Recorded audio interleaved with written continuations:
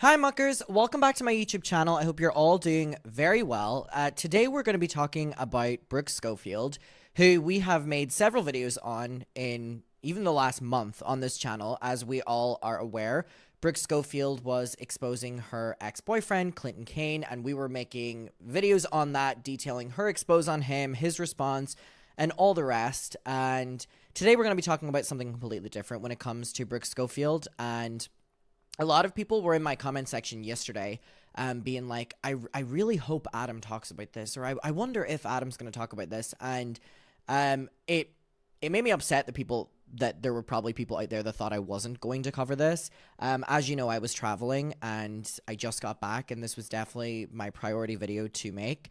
I don't care if in the past I have said that I enjoy Brooke and all like that. This is something that needs to be called out, and it's disgusting. So we're gonna get right into it. So a bunch of tweets from Brooke Schofield have resurfaced, and I want to clarify as well that while this is my first time seeing them, I have since discovered that this is not the first time that they have been posted online. They've been posted on Reddit multiple times over the years, I have now seen, and it's never really gained momentum or people talking about it. So I do want to clarify as well that this isn't the first time that they have resurfaced. However, for me personally, this is the first time that I'm seeing them. They've definitely gone mainstream this time, and this is definitely the time that Brooke has acknowledged it, whereas in the past it really hasn't been. So Brooke Schofield has had a bunch of racist, and that's what they are, tweets resurface, and we're going to go through what we have here. So we have tweets. I don't want to read most of these out for obvious reasons. But there's ones that are basically like, I said so many racist things last night, I don't even know how I made it back to America. Now, this top user is her mother, and it's quoting Brooke's tweets. Basically, the old way that Twitter worked with, basically, now that we have quote tweets and stuff, back then, it kind of looked like this, where it would be like, her mother would tweet, say something, and then it would be like at Brooke, and then it would be what Brooke tweeted, just to clear up confusion. So Brooke had tweeted, "Quick acting like Zimmerman shot and killed a child. The kid was 17 years old." And her mother responds and goes, "The media was showing pics of him at 12, not 5, 10. Brooke goes on to tweet, "The entire trial was so twisted by the media, half of you couldn't describe half of what happened." Her mother quotes it and says, "I'm so glad you pay attention." And then the top tweet from Brooke says, "Guarantee if Zimmerman shot a white guy, this wouldn't even be a story. Newsflash, this wasn't a crime of racism, it was self-defense." Now, I'm sure most of you are very aware of what Brooke is referring to, but let me put him up. This is Trayvon Martin. Now, Trayvon Martin was a 17-year-old kid who went to the shop to buy Skittles and a drink. And when Trayvon Martin left the shop, 17-year-old kid, by the way, carrying Skittles and a drink that he went to the shop for, this man, George Zimmerman, who was the neighborhood patrol, I guess, or some bullshit like that, called up 911, and put a threat in that Trayvon Martin was looking suspicious because this 17-year-old kid was just walking with his Skittles and drink that he had bought. Obviously, coming from a very racist place, just seeing a black kid and being like, "Ooh, suspicion." Typical racist white man. What does George Zimmerman do? He calls 911 and tells them about it. And they're basically asking all these things, like, why is it looking suspicious? And they ask, is it a black man? And he goes, yes. And he goes, should I get out of the car and follow him? George Zimmerman, the white man, the white grown man, says this about a 17-year-old Trayvon Martin. What did 911 say? Don't get out of the car. What does George Zimmerman do? Hangs up the phone and gets out of the car. Now, the next part of the story is that Trayvon Martin was walking and minding his own business, and some sort of altercation happened, and next thing we know, George Zimmerman shoots Trayvon Martin. That's the story. Now, George Zimmerman and racists will argue that it was self-defense. George Zimmerman shot this 17-year-old kid out of self-defense. Now, we know that's bullshit, and we know that George Zimmerman was looking for a reason to do something to this 17-year-old kid. Now, Trayvon Martin was on the phone at the time to, I think, his partner, and by the details of that, it was that Trayvon Martin was saying, "Why are you following me? Why are you following me?" to George Zimmerman. The next thing you know, phone drops, earphones drop, the partner hears this, and then gunshot. This was not an act of self-defense. It was an act of racism. George Zimmerman wanted to kill Trayvon Martin, and he did it because he wanted to. It was an act of racism, and it was not an act of self-defense. And the worst part about this is, in the trial, George Zimmerman was acquitted of all charges. He did not get anything for this. This act of racism, by the way.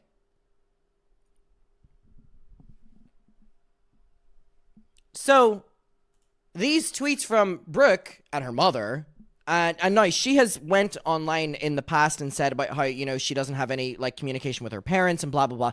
Don't care about any of that. Don't care about any of that within this situation. I'm reading these tweets where we have Brooke Schofield basically saying, quit acting like Zimmerman shot and killed a child. That kid was 17 years old. The entire trial was so twisted by the media, half of you could not even describe half of what happened.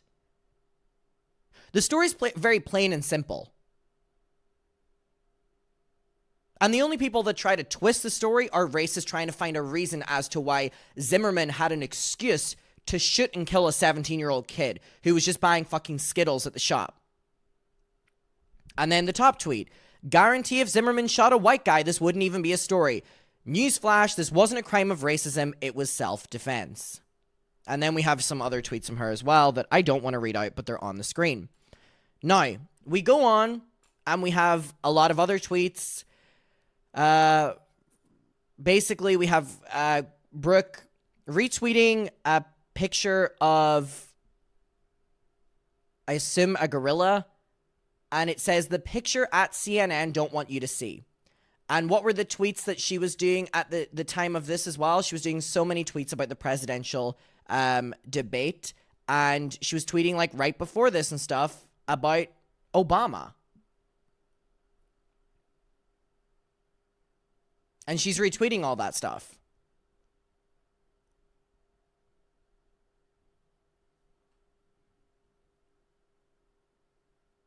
She goes, I started faking liberal views when writing college papers, and it's so concerning how much my grades have improved since. We have her tweeting, America is great again on November 8th, 2016.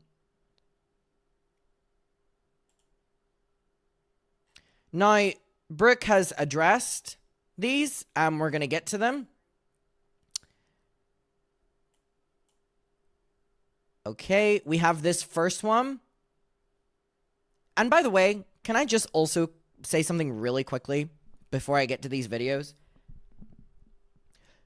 Someone apologizing does not mean that they are forgiven. The purpose of an apology is not once you say the apology, you're forgiven and moved on. That's not how that works. And that is across the board. An apology is apologizing for what you have done. And that doesn't mean that when you say your final word at the end, that means that it's a move on, you know, done deal. That's not what an apology is. And I think we're so used to, as a culture, looking at it so easy like that. That is not the case as well. And you know what I also want to clarify? How much leeway white teenagers, young adults are given when it comes to excuses for why they have been racist. Oh, they were growing up. They were in a bad area, you know, where they were growing up on these views and stuff. And you're speaking about someone who's like in their 20s. Literally, like, we just see this so often of white people being so forgiven. So forgiven. And that really doesn't happen with any other race. And it is time to acknowledge that as well. How much leeway, and we've seen this across the board, across the fucking board, even just in our community of white influencers, how much leeway they're given. And it's only for them. It's only for them. It's bullshit. Anyways, let's get to these videos from Brooke. So someone said, exactly, people are allowed to be hurt by her words, especially those who it was targeted at, and it's not non-POC's place for us to forgive her and defend her growth.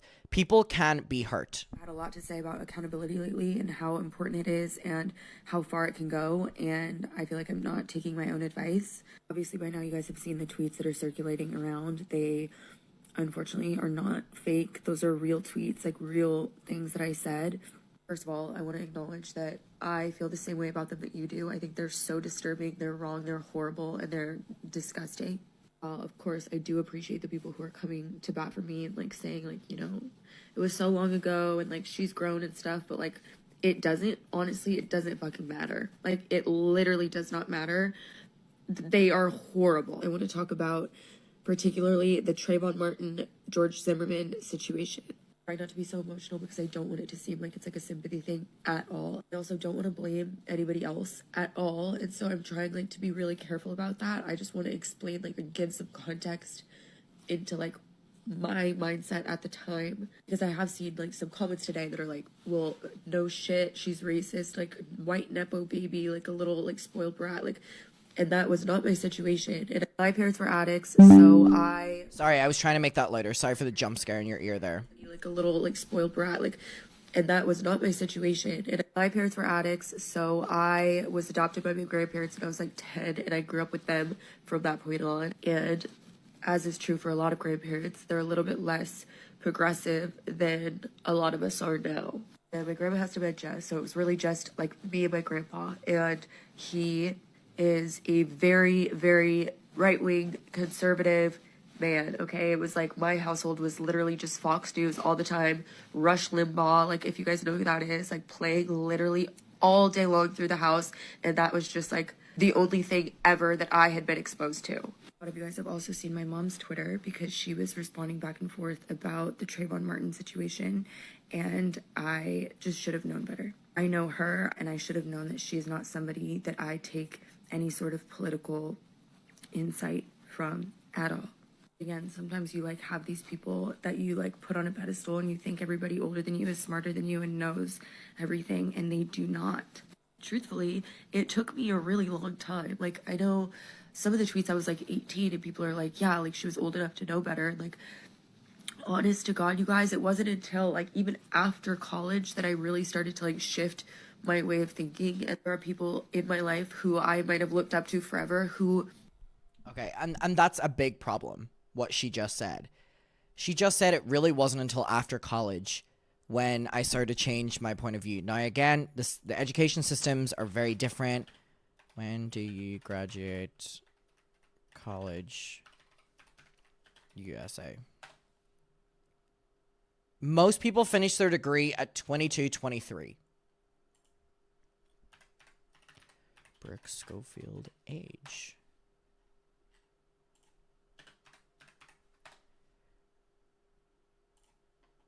Brooke Schofield is currently 27. Most people graduate school at 22, 23.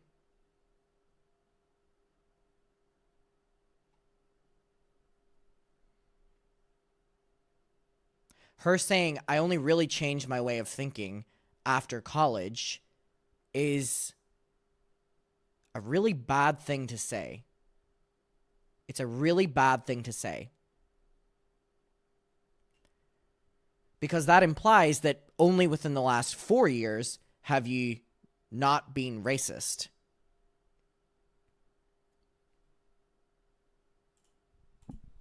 I do not agree with. And I think it's amazing now that people are like learning earlier on about politics and like forming their own opinions outside of like what their parents think or what they're hearing or whatever it is. But that just wasn't the case for me. Whatever I heard, I passed on. I'm sorry, very, very sorry to anybody who is hurt by the tweets, because obviously they are very hurtful. Like a lot of it is just like what, like why would I even say that? And I apologize for not having said something sooner. I just felt like I was getting these messages from people who like were hurt by them, and I felt like by bringing more attention to it, I was just going to be hurting more people, and that was not the right mindset. I should have said something sooner, and I would never let something go this far again. Like, I love you all so much, and obviously I know that there are some people who are just like not going to care for me anymore, and like I understand that. I need you to know that like is not how I think, that is not what I believe, and I am 27 years old now. I've had so much time to like learn and grow and like formulate my own opinions, and they are nothing like they were when I was 17, 18 years old. Okay, and then we go on, and she posted this one 7 hours ago.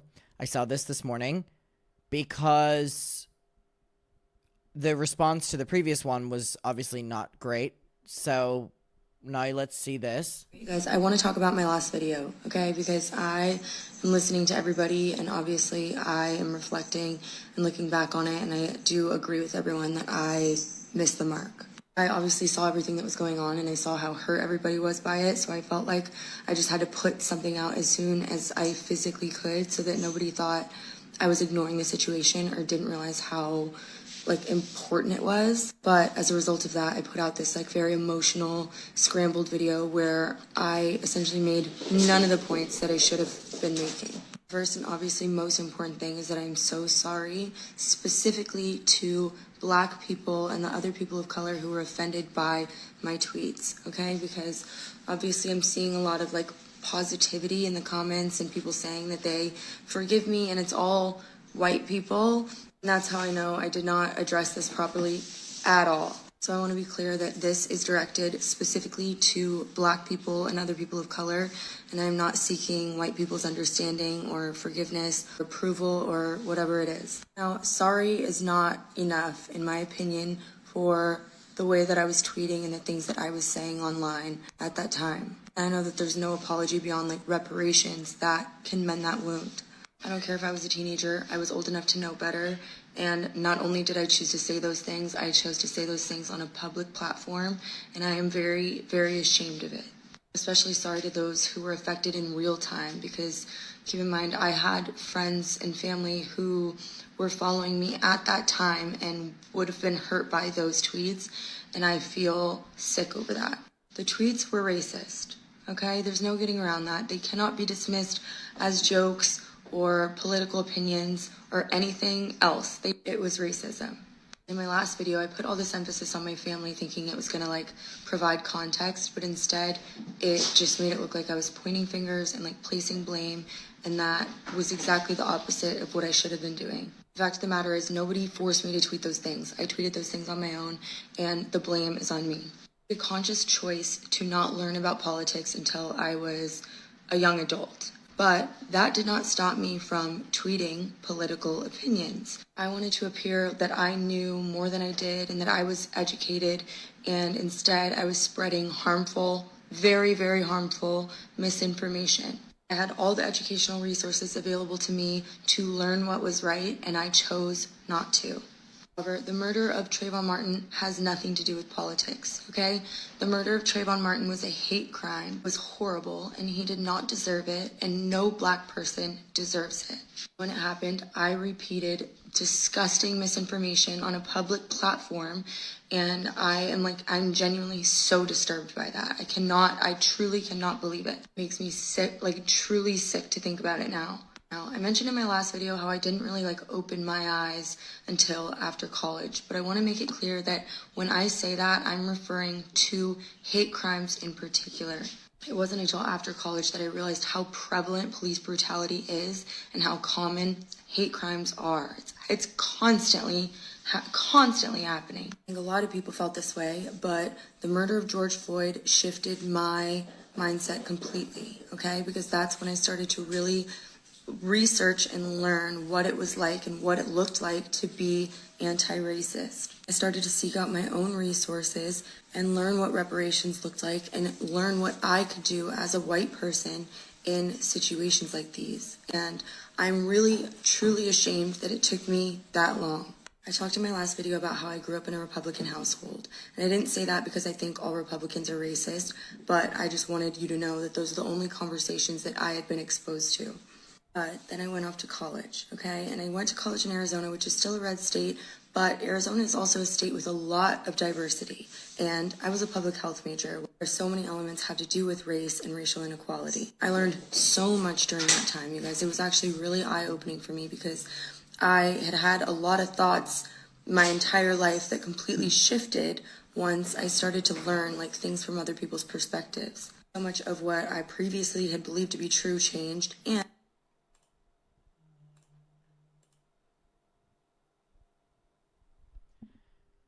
I mean, again, I just want to be real here. I mean, saying stuff like when she was a college major, like her opinions started to change and her eyes are opening. But I mean, we have her during that time period tweeting, being like, I started faking liberal views when writing college papers, and it's concerning how much my grades improve. Like, and I started paying attention to things that I hadn't before. Again, I acknowledge that I was an adult at this time, and I had all the resources in the world available to me to educate myself prior to college, and I chose not to, and for that I am sorry. Really, really wish that I had. I wrote my college thesis on racial disparities, so how things like socioeconomic standing, health, housing, income, and so many other things can be affected by your race. I didn't stop learning there, and I don't plan to stop learning about these issues ever. I truly mean that, and I know a lot of you aren't going to believe me, and I understand that, but I do care about these issues. But I don't want this conversation to be over, honestly. I'm not posting this video to make everything go away.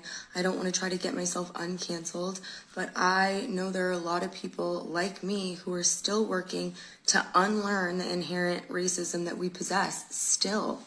While I know that I've changed, I also know that there is a lot of work to be done, okay? There is a lot that I could still do that I have not done yet. I promise you that I will. I have been and will continue to look into reparation initiatives to share with you guys, as well as figure out ways that we can give Black creators more visibility, because we know that's a major problem in this space. I want to do everything that I can to show you that I am not the person that I was in 2012, 2013, 2014, 2015. I am not. I understand that there are people who are never going to forgive me, and I do not fault you for that at all. At all. But I truly am so sorry. I am sorry for the words that I said. I am sorry for my racist past. I am sorry for the people that I hurt. And I want to do everything I can to earn back your trust, because it really is very important to me. But you guys, I want to talk. okay, and now going on from this,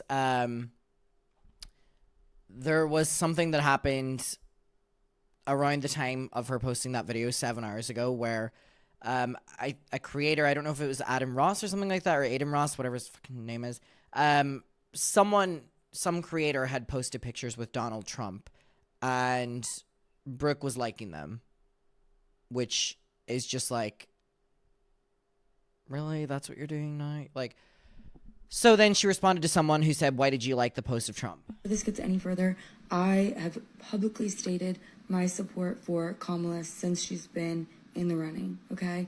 And I still stand behind that.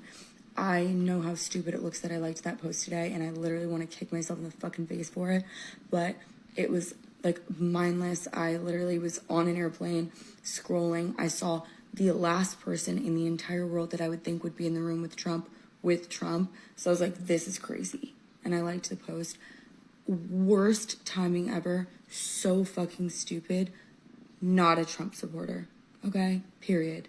I am not a Trump supporter.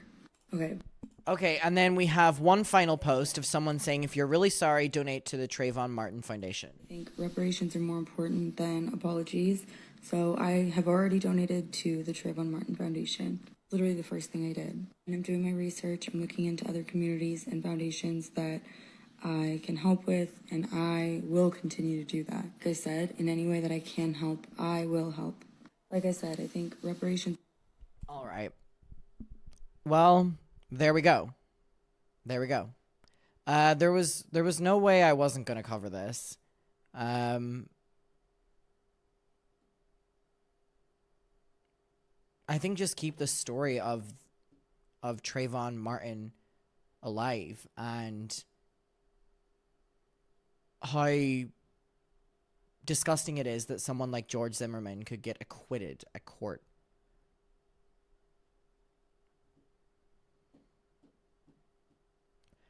Muckers, I'm gonna love and leave you. I will see you in my next video, and goodbye.